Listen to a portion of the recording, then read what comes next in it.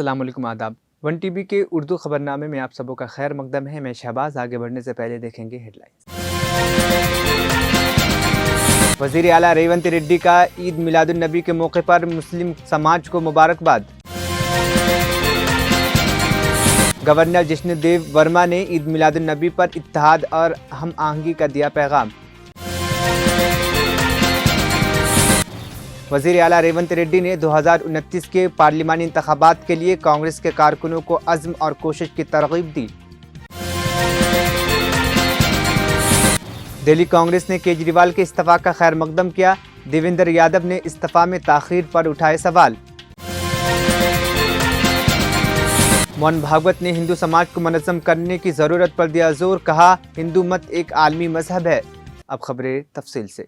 वज़ीर आला रेवंत रेड्डी ने पीर को मिलादुन नबी के त्यौहार के मौके पर मुस्लिम कम्युनिटी को दिल की गहराइयों से मुबारकबाद दी। मिलादुन नबी जो पैगंबर मोहम्मद सल्लल्लाहु अलैहि वसल्लम की यौम पैदाइश की याद में मनाया जाता है, एक सालाना जश्न है। वज़ीर आला ने नबी करीम सल्लल्लाहु अलैहि वसल्लम की तालीमात को अमन, भाईचारा और सालेह ज़िंदगी के उसूलों का मनबा करार देते हुए कहा है कि ये तालीमात दुनिया को रहनुमाई फराहम कर रही है। उन्होंने इस अज़्म का इजहार किया कि आवामी हुकूमत मुस्लिम कम्युनिटी की समाज और इक़्तिसादी तरक्की के लिए पुरअज़्म और रियासत में मुसलमानों की तरक्की को ख़ास अहमियत दी जाएगी।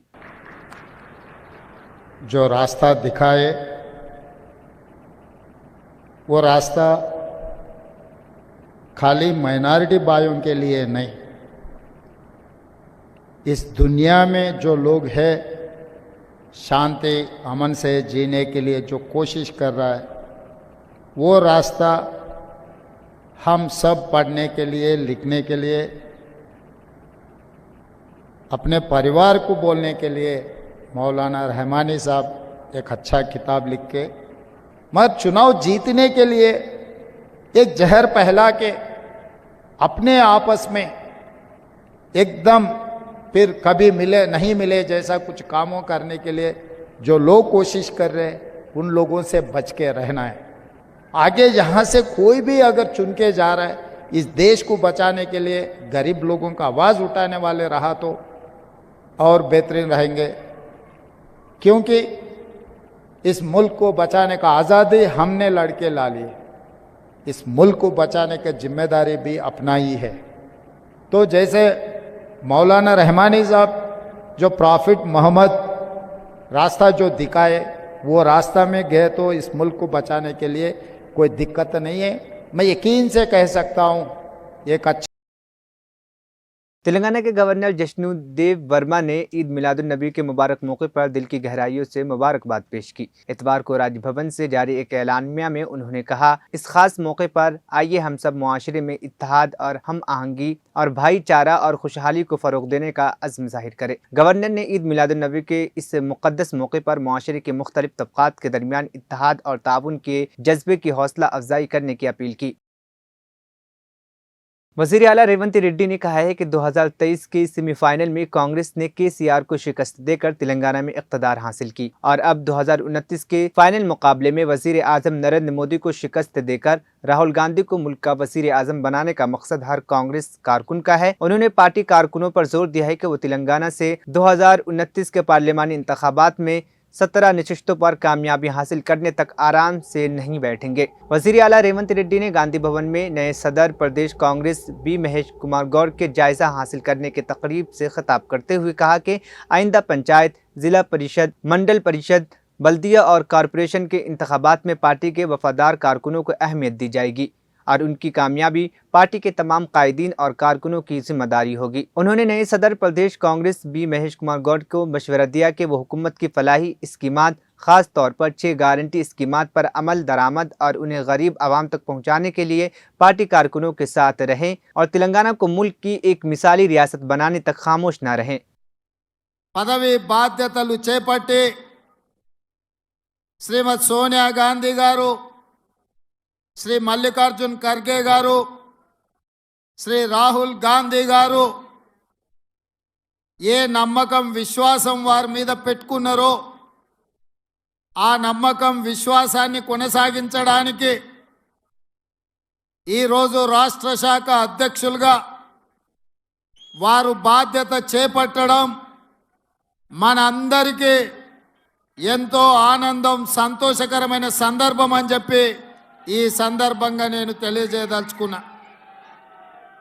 ఈ కార్యక్రమంలో ఏఐసిసి ఇన్ఛార్జ్ దీపాదాస్ మున్షి గారు, ఏఐసిసి సెక్రటరీలు, సహచర మంత్రివర్గ సభ్యులు, పార్లమెంట్ సభ్యులు, శాసన మండలి సభ్యులు, శాసన సభ్యులు, వివిధ కార్పొరేషన్లకు సంబంధించిన చైర్మన్లు, రాష్ట్ర కాంగ్రెస్ పార్టీలో వివిధ హోదాలలో ఉన్న నాయకులు, జిల్లా పార్టీ అధ్యక్షులు, మండల పార్టీ అధ్యక్షులు, ప్రాణ సమానులైన కాంగ్రెస్ పార్టీ వేలాది మంది కార్యకర్తలు ఈ కార్యక్రమంలో పాల్గొని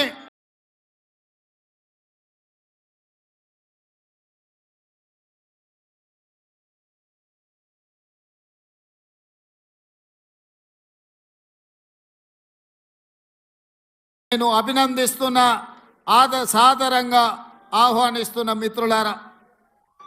మిత్రులారా, మీకందరికీ తెలుసు శ్రీమతి సోనియా గాంధీ గారు ఎన్నో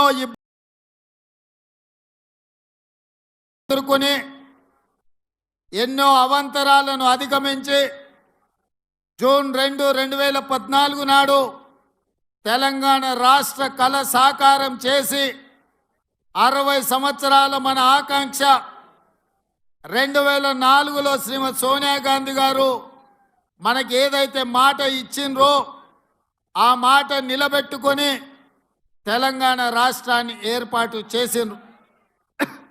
కానీ ఏర్పడిన తెలంగాణ రాష్ట్రంలో 10 సంవత్సరాలు 2 సార్లు ఎన్నికలు జరిగిన వివిధ కారణాల చేత కాంగ్రెస్ పార్టీ అధికారంలోకి రాలేకపోయింది. అందుకే 2014 నుంచి తెలంగాణ ప్రజలు ఎదుర్కొంటున్న సమస్యలను, అపరిష్కృతంగా ఉన్న సమస్యల్ని పరిష్కరించడానికి కాంగ్రెస్ పార్టీ కార్యకర్తలు నానా కష్టాలు ఎదుర్కొని తెలంగాణ రాష్ట్రంలో జరిగిన 3వ ఎన్నికలలో కాంగ్రెస్ పార్టీని అధికారంలోకి తీసుకురావడం జరిగింది. ఇవాళ మిత్రులారా, మీకందరికీ తెలుసు జూన్ 27 నాడు 2021 శ్రీమతి సోనియా గాంధీ గారు నన్ను కాంగ్రెస్ పార్టీ తెలంగాణ శాఖ అధ్యక్షుడిగా నియమిస్తే పెద్దలు ఉత్తమ్ కుమార్ రెడ్డి గారు, పట్టి విక్రమార్క గారి సహకారంతో జూలై 7 నాడు 2021 కాంగ్రెస్ పార్టీ తెలంగాణ శాఖ అధ్యక్షుడిగా బాధ్యత చేపట్టి ఆనాటి నుండి ఈనాటి వరకు దాదాపుగా 38 నెలలు నిరంతరం కాంగ్రెస్ పార్టీ కార్యకర్తలని సమన్వయం చేసుకుంటూ ప్రజా సమస్యల్ని పరిష్కరించుకుంటూ ముందుకు సాగడం జరిగింది. ఇవాళ మిత్రులారా, నేను జూలై 7, 2021 బాధ్యత చేపట్టిన తర్వాత అందరితో చర్చించి మొట్టమొదటి కార్యక్రమం దళిత గిరిజన దండోరా అని ఇంద్రవల్లి నుంచి ఆదిలాబాద్ నుంచి సమర శంఖం పూరించి ఆనాటి నుంచి వెనక్కి తిరిగి చూడకుండా లక్షలాది మంది కాంగ్రెస్ పార్టీ కార్యకర్తల్ని సమన్వయం చేసుకొని ముందుకు నడిపించి తెలంగాణ రాష్ట్రంలో డిసెంబర్ 3, 2023 నాడు ప్రజాపాలన ఇందిరమ్మ రాజ్యం తీసుకురావడం జరిగింది. ఇంద్రవెల్లిలో పూరించిన సమర శంఖం, వరంగల్లులో రైతు సంఘర్షణ సభను పెట్టి రైతు డిక్లరేషన్ చేయడం ద్వారా తెలంగాణ రాష్ట్ర లక్షలాది రైతాంగానికి 2 లక్షల రూపాయల రుణమాఫీ చేస్తామని చెప్పి ఆనాడు రాహుల్ గాంధీ గారు మాట ఇవ్వడం జరిగింది. కాంగ్రెస్ పార్టీ, గాంధీ కుటుంబం మాట ఇస్తే మాట తప్పని, మడమ తిప్పని నాయకత్వ లక్షణాలు కలిగిన గాంధీ కుటుంబం రాహుల్ గాంధీ గారు ఇచ్చిన మాట మేరకు ఈ సంవత్సరం ప్రభుత్వం ఏర్పడిన 6 నెలలలోపే 2 లక్షల రూపాయల రుణమాఫీ చేసి 18,000 కోట్ల రూపాయలు 23 లక్షల రైతుల ఖాతాలో వేసి వ్యవసాయం దండుగ కాదు వ్యవసాయం పండుగ అని ఇందిరమ్మ రాజ్యంలో మనము నిరూపించినాం. ఇది కాంగ్రెస్ పార్టీ నిబద్ధత. ఇదే కాదు, సెప్టెంబర్ 17, 2023 నాడు రాజీవ్ గాంధీ ప్రాంగణం తుక్కుగూడ రంగారెడ్డి జిల్లాలో శ్రీమతి సోనియా గాంధీ గారు, శ్రీ మల్లికార్జున్ ఖర్గే గారి నేతృత్వంలో తెలంగాణ రాష్ట్ర కాంగ్రెస్ పార్టీ 6 గ్యారెంటీలను తెలంగాణ ప్రజలకిచ్చి 6 గ్యారెంటీలను ముందు పెట్టుకొని మనం ప్రజల దగ్గరికి వెళ్ళడం జరిగింది. మనం చెప్పిన మా నాడు మార్పు రావాలి అంటే, మార్పు కావాలి అంటే కాంగ్రెస్ రావాలి అని తండాలలో, గూడాలలో, మారుమూల పల్లెల్లో ప్రతి పేదవాడి గుండె తట్టి ఈ తెలంగాణ రాష్ట్రంలో పేదలు ఎదుర్కొంటున్న కష్టాలు తీరాలి, రైతులు బాగుపడాలి, విద్యార్థులు చదువుకోవాలి, నిరుద్యోగ యువకులకు ఉద్యోగ ఉపాధి అవకాశాలు రావాలి. पुलिस ने इतवार के रोज बीआरएस की तलबा तंजीम के रहनुमाओं और कारकुनों को हिरासत में ले लिया जब वह एमबीबीएस में दाखिलों के लिए जारी करदा जीओ के खिलाफ एहतजाज करते हुए मिनिस्टर्स क्वार्टर्स के तरफ मार्च करने की कोशिश कर रहे थे। पुलिस ने एहतजाजियों को बीआरएस के हेडक्वार्टर तेलंगाना भवन के बाहर रोकने की कोशिश की, जिसके नतीजे में एहतजाजियों और पुलिस के दरमियान बहसो तकरार शुरू हो गई। एहतजाजी पुलिस के बैरिकेड्स को अबूर करते हुए आगे बढ़ने की कोशिश कर रहे थे, जिस पर पुलिस ने उन्हें पीछे धकेलने की कोशिश की। इस दौरान धक्कम शुरू हो गई। बीआरएसवी के रियासती सदर जी श्रीनिवास यादव जो एहतजाज की क़यादत कर रहे थे और दीगर कायदीन को पुलिस ने हिरासत में ले लिया। एहतजाजी सीएम डाउन डाउन और हम इंसाफ चाहते हैं के नारे लगा रहे थे। चंद एहतजाजी सड़क पर बैठ गए, जिसे पुलिस ने जबरदस्ती उठाकर गाड़ियों में बैठा दिया और मुख्तलिफ पुलिस स्टेशनों में मुंतकिल कर दिया। मुजाहिरीन ने कुछ तरीकों से मिनिस्टर्स क्वार्टर पहुंच गए जीओ 33 को वापस लेने का मुतालबा किया, जिसके तहत एमबीबीएस में दाखिलों के कवायद को तब्दील किया गया था। मुजाहिरीन का कहना था कि रियासत की कांग्रेस हुकूमत को सिर्फ मकामी उम्मीदवारों को एमबीबीएस की निशस्तें अलॉट करनी चाहिए। जी श्रीनिवास यादव ने इल्जाम आयद किया कि कांग्रेस हुकूमत ने खान की मेडिकल कॉलेजों के इंतजामिया के साथ मिली भगत करके गैर मकामी तलबा को मेडिकल के निशस्तें फरोख्त करने की राह हमवार की है, जिससे तेलंगाना के किसानों के मफादात मुतासिर होंगे।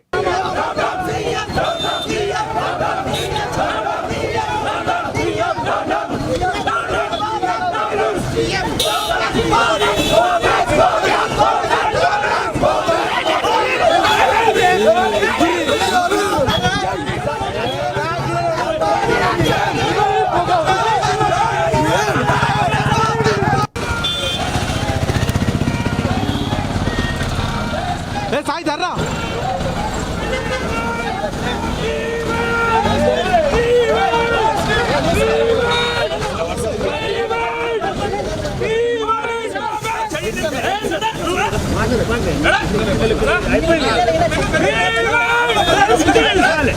మరి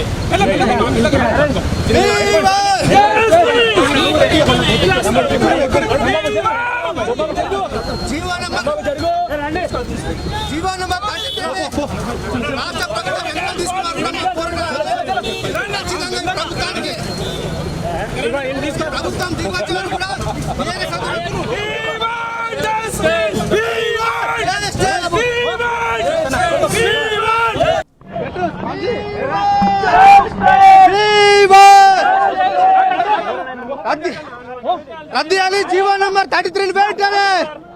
జీవో నంబర్ 33 రద్దు చేసే వరకు కూడా బీఆర్ఎస్ విద్యార్థి విభాగం పోరాటం చేస్తుంది. ఇవాళ తెలంగాణ పవన్ కళ్యాణ్ బొమ్మలు ఆపచ్చు, కానీ రాష్ట్ర వ్యాప్తంగా మేము అంతా ఆందోళన చేపడతాం.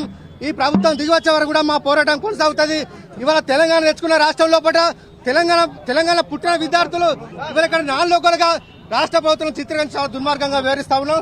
ఖచ్చితంగా ఇవాళ దేశం మొత్తం ఇవాళ నీట్ కౌన్సిలింగ్ ఇప్పటికే ఒకసారి కంప్లీట్ అయిపోయింది, మరొకసారి జరగబోతున్న తనలో జరుగుతుంది. కానీ నీటిలో కౌన్సిలింగ్ యాజమాన్యం కూడా రాష్ట్ర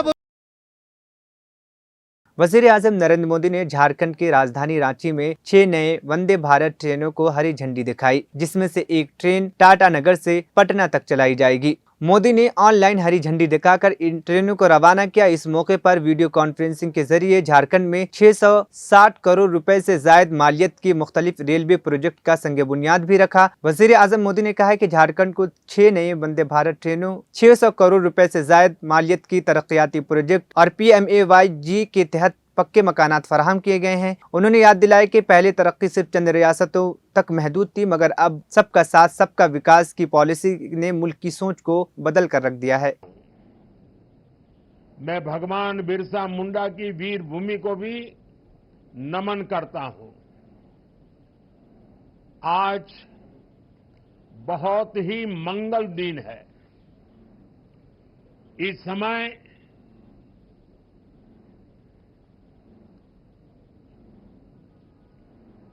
झारखंड में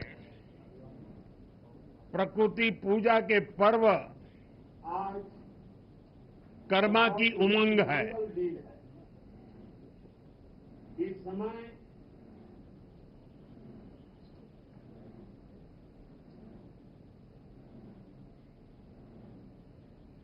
आज सुबह जब मैं रांची एयरपोर्ट पर पहुंचा तो एक बहन ने कर्मा पर्व के प्रतीक इस जावा से मेरा स्वागत किया। इस पर्व में बहनें अपने भाई की कुशलता की कामना करती हैं। मैं झारखंड के लोगों को कर्मा पर्व की बधाई देता हूं। आज इस शुभ दिन झारखंड को विकास का नया आशीर्वाद मिला है। 6 नई वंदे भारत ट्रेनें 650 करोड़ से ज्यादा की रेलवे परियोजनाएं, कनेक्टिविटी और यात्रा सुविधाओं का विस्तार और इस सबके साथ साथ झारखंड के हजारों लोगों को PM आवास योजना के तहत अपना पक्का घर। मैं झारखंड की जनता जनार्दन को इन सभी विकास कार्यों के लिए बधाई देता हूं। इन वंदे भारत ट्रेनों से जो और राज्य से भी जुड़ रही है, मैं उन सभी को भी बधाई देता हूं। साथियों, एक समय था जब आधुनिक सुविधाएं, आधुनिक विकास देश के केवल कुछ शहरों तक सीमित रहता था। झारखंड जैसे राज्य आधुनिक इंफ्रास्ट्रक्चर और विकास के मामले में पीछे छूट गए थे, लेकिन सबका साथ सबका विकास के मंत्र ने देश की सोच और प्राथमिकताओं को बदल दिया है। अब देश की प्राथमिकता देश का गरीब है। अब देश की प्राथमिकता देश का आदिवासी है। अब देश की प्राथमिकता देश का दलित, वंचित और पिछड़ा समाज है। अब देश की प्राथमिकता महिलाएं हैं, युवा है, किसान है। इसलिए आज दूसरे राज्यों की तरह ही झारखंड को वंदे भारत जैसी हाईटेक ट्रेनें मिल रही है, आधुनिक इंफ्रास्ट्रक्चर मिल रहा है। साथियों, आज तेज विकास के लिए हर राज्य, हर शहर वंदे भारत जैसे हाई स्पीड ट्रेन चला चाहता है। अभी कुछ ही दिन पहले मैंने उत्तर और दक्षिण के राज्यों के लिए 3 नई वंदे भारत एक्सप्रेस को हरी झंडी दिखाई थी। और आज टाटानगर से पटना, टाटानगर से उड़ीसा के ब्रह्मपुर, राउरकेला से टाटानगर होते हुए हावड़ा, भागलपुर से दुमका होते हुए हावड़ा, देवघर से गया होते हुए वाराणसी और गया से कोडरमा, पारसनाथ, धनबाद होते हुए हावड़ा के लिए वंदे भारत एक्सप्रेस की सेवा शुरू हुई है। और अभी जब मंच पे आवास वितरण का कार्यक्रम चल रहा था, उसी समय मैंने झंडी दिखा करके इन सभी वंदे भारत ट्रेनों को विदाई भी दे दी और वो अपने गंतव्य स्थान पर चल पड़ी है। पूर्वी भारत में रेल कनेक्टिविटी के विस्तार से इस पूरे क्षेत्र की अर्थव्यवस्था को मजबूती मिलेगी। इन ट्रेनों से कारोबारियों को, छात्रों को लाभ होगा। इससे यहां आर्थिक और सांस्कृतिक गतिविधियां भी तेज होगी। आप सभी जानते हैं, आज देश और दुनिया से लाखों की संख्या में श्रद्धालु काशी आते हैं। काशी से देवघर के लिए वंदे भारत ट्रेनों की सुविधा होगी तो उनमें से बड़ी संख्या में लोग बाबा वैद्यनाथ के भी दर्शन करने जाएंगे। इससे यहां पर्यटन को बढ़ावा मिलेगा। टाटा नगर तो देश का इतना बड़ा औद्योगिक केंद्र है, यातायात की अच्छी सुविधा यहां के औद्योगिक विकास को और गति देगी। पर्यटन और उद्योगों को बढ़ावा मिलने से झारखंड के युवाओं के लिए रोजगार के अवसर भी बढ़ेंगे। साथियों, तेज विकास के लिए आधुनिक रेल इंफ्रास्ट्रक्चर उतना ही जरूरी है। इसलिए आज यहां कई नए प्रोजेक्ट भी शुरू किए गए हैं। मधुपुर बाईपास लाइन की आधारशिला रखी गई है। इसके तैयार होने के बाद हावड़ा दिल्ली मुख्य लाइन पर ट्रेनों को रोकने की जरूरत नहीं होगी। बाईपास लाइन शुरू होने से गिरिडीह और जसीडीह के बीच दिल्ली प्रदेश कांग्रेस कमेटी के सदस्य देवेंद्र यादव ने दिल्ली के वजीर आला अरविंद केजरीवाल के वजीर आला के ओहदे से मुस्तफी होने के फैसले का खैर मकदम किया है। यादव ने कहा है कि देर आए दुरुस्त आए और ये कि केजरीवाल को ये कदम पहले ही उठा लेना चाहिए था। उन्होंने मजीद कहा कि सुप्रीम कोर्ट के तरफ से दी गई जमानत के शराइत के बाद केजरीवाल अब सिर्फ नाम के वजीर आला रह गए हैं, इसलिए उनका इस्तीफा देना मजबूरी है, न कि जाती फैसला। देवेंद्र यादव ने यह भी सवाल उठाया कि केजरीवाल ने इस्तीफा देने के लिए 48 घंटे का इंतजार क्यों किया। अगर फैसला पहले ही हो चुका था तो इस्तीफा का ऐलान फौरन किया जाना चाहिए था। उन्होंने कहा कि केजरीवाल का दिल्ली के इंतखाबात को महाराष्ट्र और झारखंड के साथ कराने का मुतालबा सिर्फ एक ड्रामा है और उनका ये कहना था कि वो आवाम के पास जाएंगे और आवाम की ख्वाहिश के मुताबिक वजीर आला के ओहदे पर वापस आएंगे। दिल्ली वालों से झूठी हमदर्दी बटोरने की ये कोशिश है। हमें अभी मालूम हुआ है कि केजरीवाल जी ने अगले 2 दिन में इस्तीफा देने की घोषणा की है।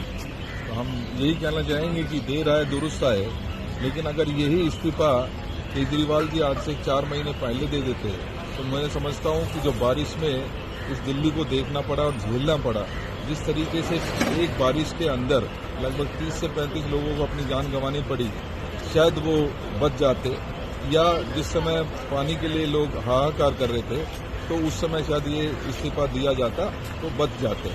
मैं यही कहना चाहूँगा कि देर आए हैं लेकिन दुरुस्त आए हैं। मुझे एक बात ये भी समझ में नहीं आ रही है कि अगले 2 दिन में देने में की क्या ये है। अगर उनको इस्तीफा देना था तो आज ही दे देना चाहिए था।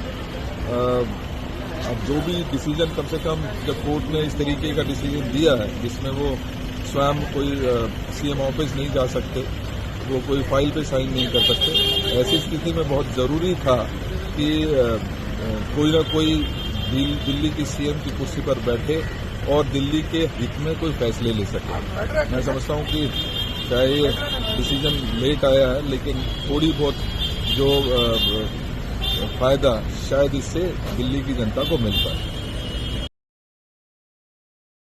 राजस्थान के अलवर में इतवार को इंदिरा गांधी स्टेडियम में मुनक्किदा इज्तिमाई तकरीब से खिताब करते हुए मोहन भागवत ने रजाकारों से कहा है कि हमें पूरे हिंदू समाज को मुनज़्ज़म करना होगा। उन्होंने हिंदू मत को एक इंसानी और आलमी मजहब करार देते हुए कहा है कि ये सब की फलाह बहबूद की ख्वाहिशात के साथ आगे बढ़ता है। मोहन भागवत ने वजाहत की कि हिंदू समाज ने हर दौर में बैरूनी हमला आवरों का मुंह तोड़ जवाब दिया है, लेकिन अगर इस कौम में कुछ होता है तो इसका खमियाजा हिंदू समाज पर पड़ता है, क्योंकि वही इस मुल्क का खालिक और कायम रखने वाला है। उन्होंने कहा कि हिंदू का मतलब दुनिया का सबसे फयाज इंसान है जो हर चीज़ को कबूल कर लेता है और सबके साथ खैरखाई रखता है और इल्म को तनाज़ा पैदा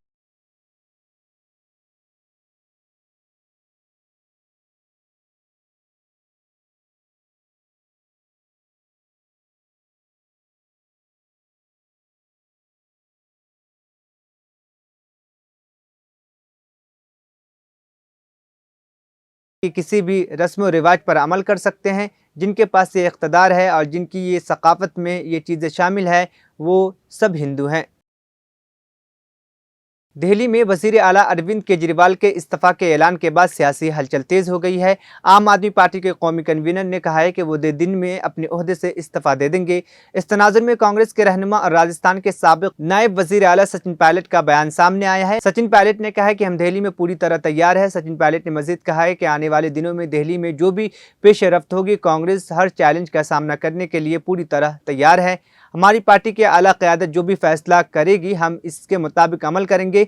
उन्होंने दावा किया है कि कांग्रेस दिल्ली और हरियाणा में हर तरह के चैलेंज के लिए तैयार है और दोनों रियासतों में पार्टी भारी अक्सरियत से जीतेगी। पायलट ने हुकूमत हिंद पर तनकीद करते हुए कहा है कि ये बात सबको मालूम है कि हुकूमत ने पिछले कुछ सालों में अपने ओहदे का गलत इस्तेमाल करते हुए अवाम ने अवामी बहबूद और बेहतरी के लिए हुकूमत बनाई थी, लेकिन बीजेपी ने हमेशा मुखालिफिन को निशाना बनाया और वज़राए आला को जेल में डालने और आइन की धज्जियां उड़ाने का काम किया है। कांग्रेस के नेताओं को टारगेट करना, एजेंसी का दुरुपयोग करना, हमारे नेताओं को उनका चरित्र हनन करना, मीडिया के माध्यम से, एजेंसीज के माध्यम से, सिर्फ ये प्राथमिकता है सरकार की। लेकिन हमारे मोर्चे पर उनसे मुकाबला करेंगे।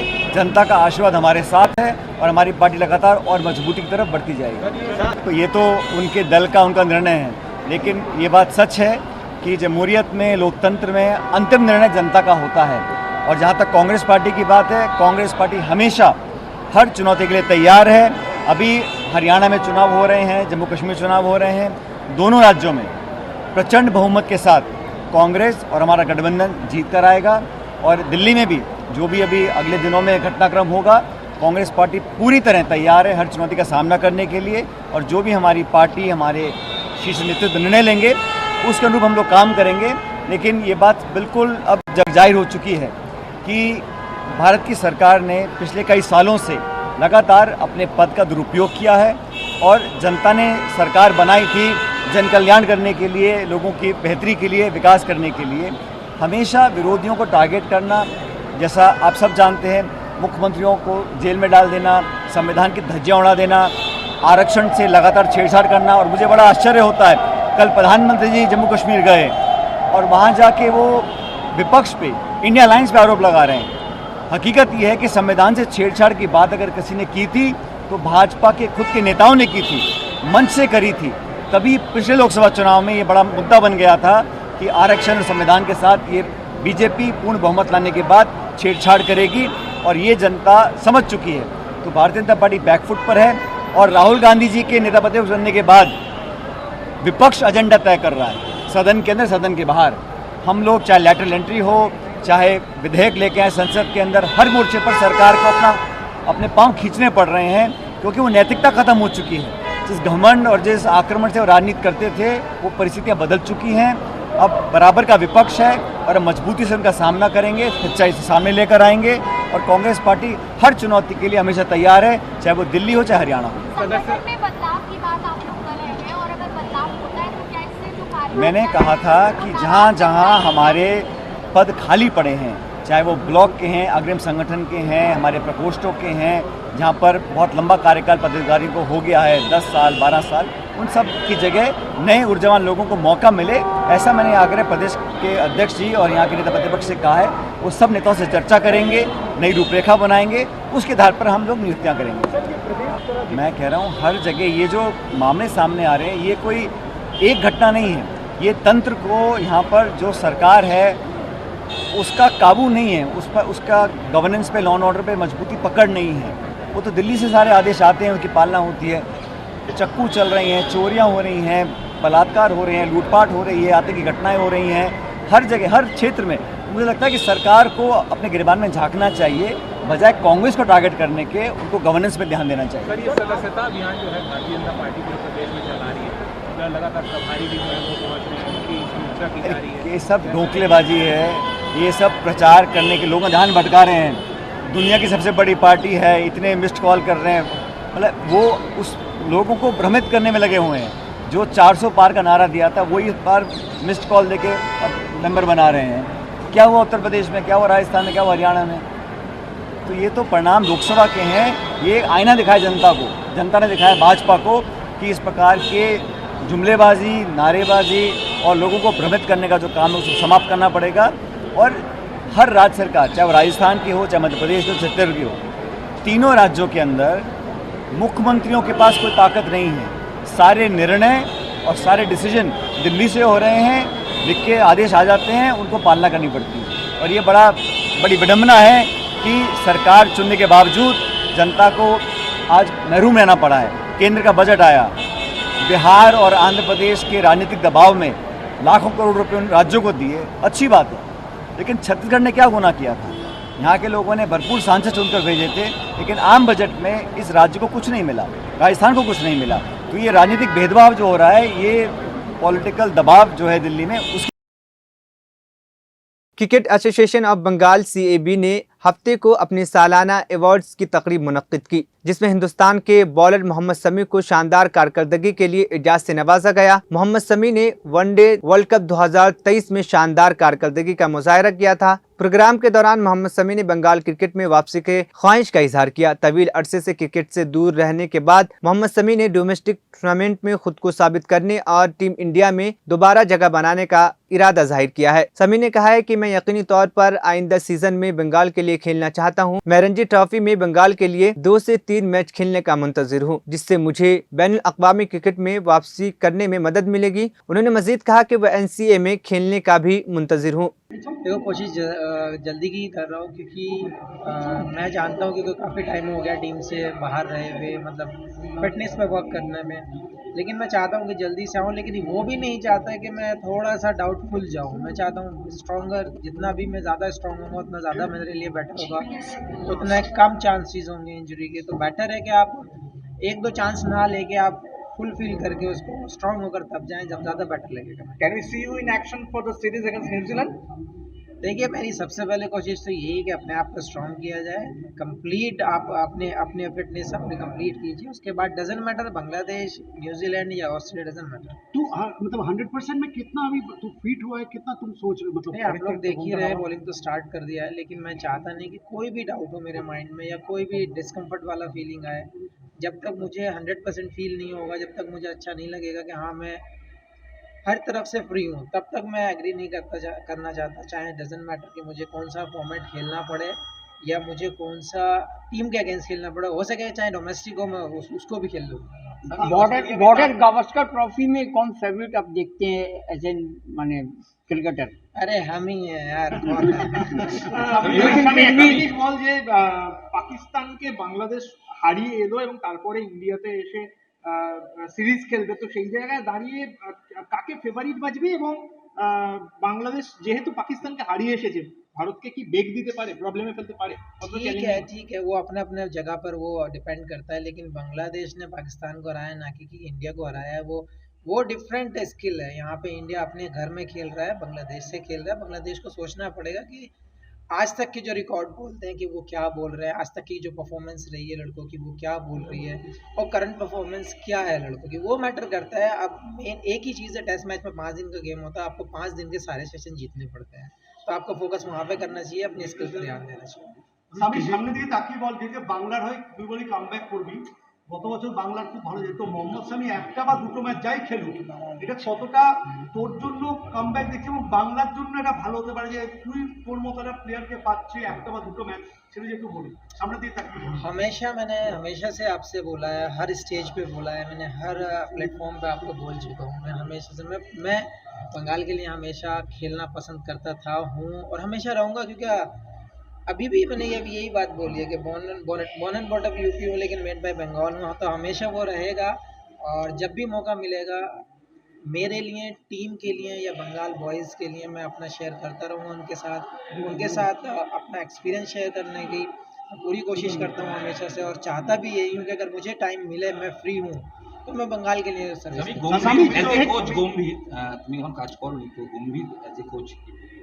एज ए कैप्टन मैं उनके साथ खेला हूँ, एज ए कोच नहीं खेला हूँ, लेकिन मैं अंडरस्टैंड कर सकता हूँ कि हाँ क्या सामने कोचेस की क्या फीलिंग होती है। सब आप कोच कोई भी ले लो, मुझे लगता है कि आपके रिलेशन बहुत अच्छे होने चाहिए, आपकी जो बाउंडिंग है वो बहुत अच्छी होनी चाहिए, ट्यूनिंग अच्छी होनी चाहिए आपकी, वही आपके गेम को ऊपर लाता है। हमेशा से आपको बिलीव करना चाहिए, एक दूसरे पर ट्रस्ट बनाना चाहिए।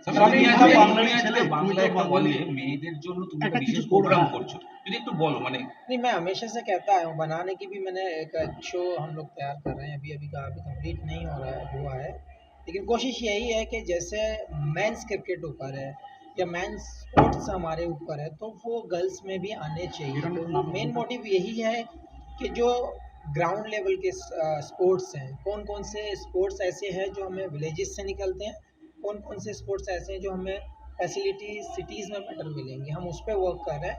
और वो पार्ट बाई पार्ट हम लोग बनाएंगे उसको, और कोशिश यही रहेगी कि ज़्यादा से ज़्यादा लोगों तक पहुँचे, अवेयरनेस आए कि जो अवेयरनेस है वो क्या चीज़ है, हम कितना सपोर्ट करते हैं, हम अपने बच्चे को किस लाइन में हम भेज सकते हैं। ये सब चीज़ें फैमिली को अवेयर होनी चाहिए। और हमेशा से कभी कभी ऐसा होता है कि बच्चे में टैलेंट कुछ और होता है, हम कुछ किसी और वे में करते हैं, तो उन सब चीज़ों पे वो पॉइंट आउट किए गए हैं ना, ऐसा कुछ नहीं है, मैं खुद कर रहा हूँ उन पॉइंट आउटों को। आखिर में हेडलाइंस फिर। वज़ीर आला रेवंत रेड्डी का ईद मिलादुन नबी के मौके पर मुस्लिम समाज को मुबारकबाद। गवर्नर जिष्णुदेव वर्मा ने ईद मिलादुन नबी पर इत्तेहाद और हम आहंगी का दिया पैगाम। वज़ीर आला रेवंत रेड्डी ने 2029 के पार्लिमानी इंतखाबात के लिए कांग्रेस के कारकुनों को अज़्म और कोशिश की तरगीब दी। दिल्ली कांग्रेस ने केजरीवाल के इस्तीफा का खैर मकदम किया। देवेंद्र यादव ने इस्तीफा में ताख़ीर पर उठाए सवाल। मोहन भागवत ने हिंदू समाज को मुनज़्ज़म करने की ज़रूरत पर दिया जोर, कहा हिंदू मत एक आलमी मजहब है। 1TV उर्दू खबरनामा यहीं पर इख्तिताम पसीद हुआ। मुझे दीजिए इजाज़त, फिर होगी कल मुलाकात। अल्लाह हाफिज़।